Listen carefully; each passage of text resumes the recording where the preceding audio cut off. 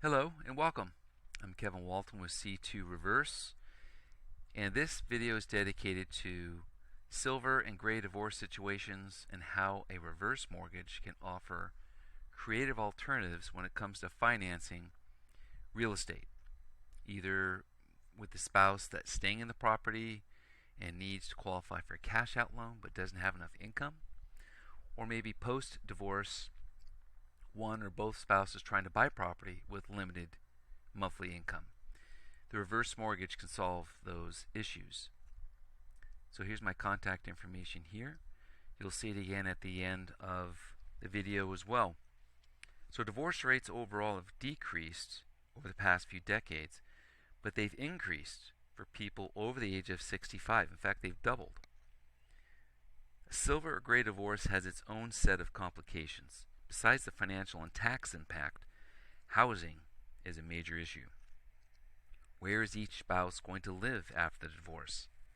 If they currently own a home, who gets to reside in that home? Or if they decide to sell, after receiving their net proceeds from the sale of the home, do they have enough cash to buy another home? And if not, do they have enough income to qualify to buy another home? Oftentimes, if they are retired, they may not be able to show enough income to qualify to purchase another home, or enough income to qualify for a cash-out home loan to buy out the departing spouse. I'm going to go over 4 scenarios where a reverse mortgage is used to solve these issues. So let's go over the first scenario. We have a couple who are 65 years of age and they're getting divorced. The missus would like to stay in the property but can't qualify for a cash out refi to buy out the departing spouse due to a lack of income. The home has a $500,000 mortgage and an estimated home value of $7 million. Here's a possible solution. The reverse mortgage can be employed in this situation because it's qualified differently, income qualified differently, and can pay off the existing mortgage and give a large chunk of cash to the departing spouse. She then gets to stay in her home and have no monthly mortgage payments for the rest of her life, or as long as she owns that home. Now the departing spouse, with a large down payment, which are the buyout funds that he received, can use the reverse for purchase loan option to buy a home and have no mortgage payments as well, although he can make mortgage payments of any amount if he wishes. So yes, you can buy a home using a reverse mortgage. Prevailing interest rates, borrower ages, credit, equity, and ability to pay property charges are the determining factors used when arriving at a loan amount. So each loan amount is uniquely different from each person. They could be different ages, the rates could be different at the time that they're applying, so the number is not the same. So in this situation, we have a home value of $7 million. The principal limit, that just means loan amount that they were approved for, paying off the $500,000 mortgage. We have proposed closing costs of $12,000, although that's on the high side. Cash at close, that would be the amount going to the departing spouse, so close to $2 million. Total loan amount up front would be $2.5 million roughly. And you see at the bottom here, available line of credit, $979,000. That's a line of credit that she can tap anytime she wants during the first 10 years of the loan. Date of birth, we said they were 65. Start rate at 5.955. So yes, this rate is a little higher than a HECM reverse mortgage because it is not a HECM reverse mortgage. It's different. There is a monthly service fee of $20 on this loan because it's an adjustable, monthly adjustable. It can go up 5% in total over the life of the loan. And I'll show you in a moment what the loan is tied to so you can see how that has behaved over the past 10 years or so. Here's an amortization table. So at the first year, after the first year, we have a home appreciation rate of 3%. We're just estimating 3% per year. There was no advances taken on the line of credit. No monthly payments were made to pay back the loan. And I bumped the rate 0.5%. We are in a rising rate environment as of February 2022. So to be realistic with these numbers, I increased the rate both in year 1 and year 2 by 0.5%.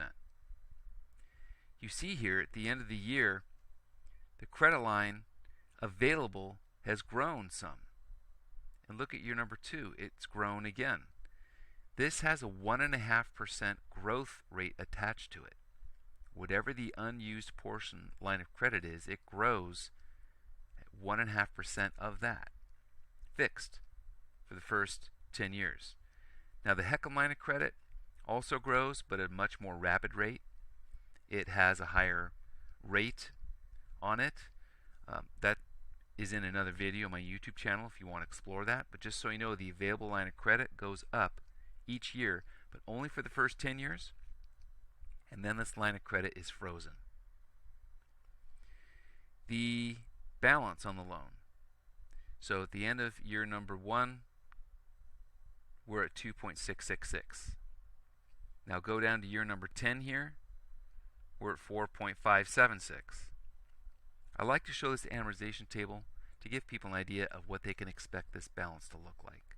We don't want any guessing. Now if they take monthly advances, of course that's going to affect the balance. But every month you don't make a monthly payment on this mortgage, the interest that accumulates for that month gets tacked on to the balance of the loan each month. You can control that by making some monthly payments. So I can run any kind of scenarios that you would like to see here. Making payments, not making payments, taking advances, not taking advances. In fact, let's look at this same loan scenario, taking advances. So here we have starting year number 2, we're taking $50,000 per year through the 10th year, and you can see what it does to the loan balance each year. I even increased the interest rate 0.5% in years number 3 and years number 4 here. So it went up a total of 2%, the rate did, over the first 4 years.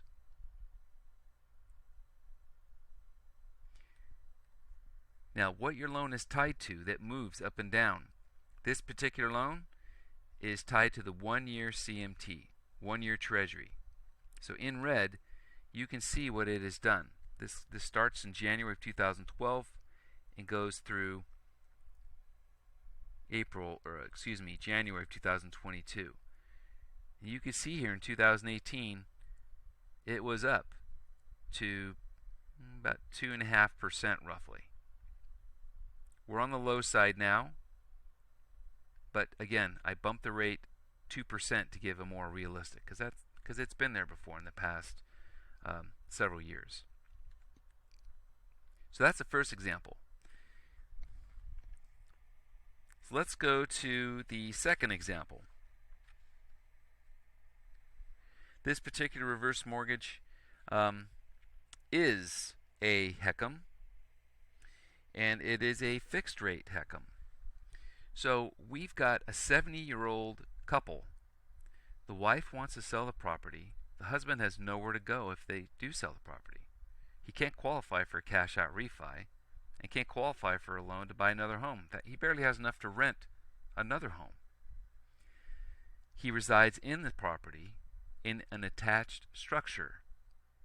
He rents out the main portion to tenants for $2,500 a month. That's how he pays his mortgage payment. His wife, soon to be ex-wife, resides elsewhere. Property is valued at $650,000.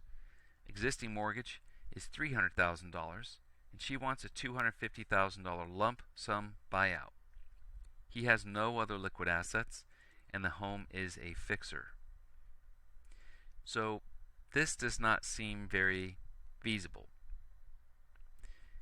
Here's a solution. Of the $250,000 she requested, again, it's not feasible. The house isn't probably going to sell for $650,000 because the vultures are going to come in on the fixer-upper and offer a lot less than that, and they'll both walk away with not a whole lot of money here. if they do sell. The reverse mortgage refinance becomes an option to pay off the existing first mortgage, but with no cash out to Mrs. Mr. pledges to give the $2,500 per month in rent to his wife over a 10-year period, which equates to $300,000. That's more than what she would have got on a lump sum up front. And that's only 10 years. And he has a roof over his head and has no monthly mortgage as well.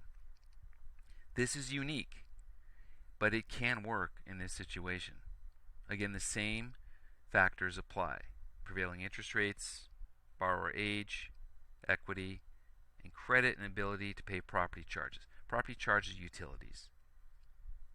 Those are the determining factors when arriving at a loan amount.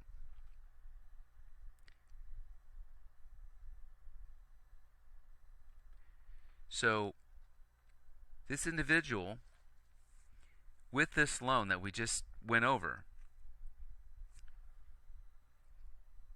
there's about $9,000 roughly left over cash to close. He'll probably need that to fix up the house a little bit. Again, with any reverse mortgage, the house has to be in pretty good shape to get it appraised and lendable. No health and safety issues.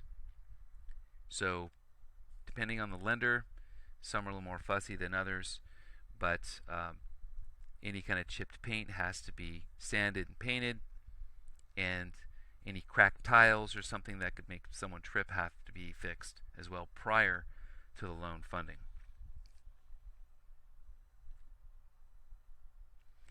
Now this individual, again, we look at what the balance is going to do at the end of 5 years. That's going to go to $415,000. Again, if he doesn't make any monthly payments. House is appreciating at about 3% per year. So at the end of year 5, it's worth $750. Subtract that loan amount, because this is a fixed rate loan. We know exactly what this balance is going to be, and what's left here is the net equity, value minus mortgage balance. And at the year 10, you can see what the balance is going to do there as well. So that's a unique situation in of itself. Not a lump sum buyout, but rather giving the departing spouse the rent. You cannot rent out this property and not live in it. Has to be your owner-occupied residence. He's living there. He's just renting out a portion of the residence. That's okay. But it's not okay if he moves out and rents out the property. The loan will be called due and payable the next day if the lender finds out about it. Don't want to get in that situation. Here's the scenario number 3. So this is a scenario when the existing home is sold. The couple splits the profits and want to go out and buy a home for each of them using the reverse mortgage purchase loan option, which makes it much easier to income qualify again due to the friendly income qualifying feature. So they're 7 years old. They split the net profit 50-50 in an $800,000 home, and each walk away with $375,000. They're both retired, and their monthly income does not qualify for a conventional refinance loan. So what can they do? You can buy a home with a reverse mortgage.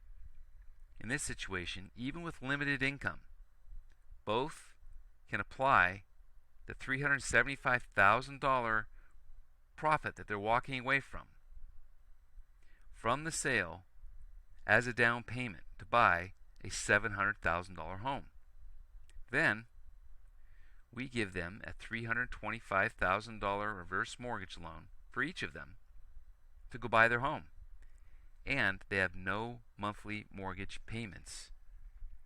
Again, a large down payment could mean no monthly mortgage payments on the balance. Same thing, the prevailing interest rates, borrower age, equity, credit, and ability to pay property charges are determining factors when getting this loan as well.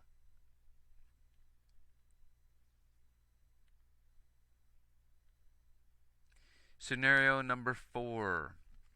A 75-year-old couple want to divorce, and one spouse wants to retain the home, and he's taking a larger share of the liquid assets in the marriage in exchange for letting his soon-to-be ex-wife to stay in the property, although she doesn't have enough monthly income to pay the existing mortgage payment.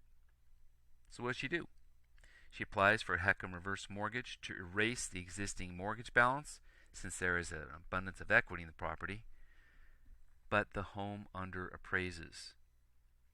They are denied a reverse mortgage, HECM reverse mortgage. Here's a possible solution, and it's brand new, again as of February 2022. A hybrid reverse mortgage, which requires partial interest monthly mortgage payments for 10 years, is made, and then after the 10th year, no mortgage payments are required for the lifetime of that loan. Let me repeat that. 10 years of partial interest mortgage payments are made, and then no payments are made after that. So this is a part conventional loan where you have to make payments, and part reverse mortgage where after 10 years you don't. The partial interest payment is approximately 60% less than what a normal principal and interest payment would be on the loan. Now I can't go too much into detail just to keep this video relatively short. You can go to my YouTube channel and watch the hybrid reverse mortgage video there. It's dedicated to this unique option, the hybrid reverse mortgage.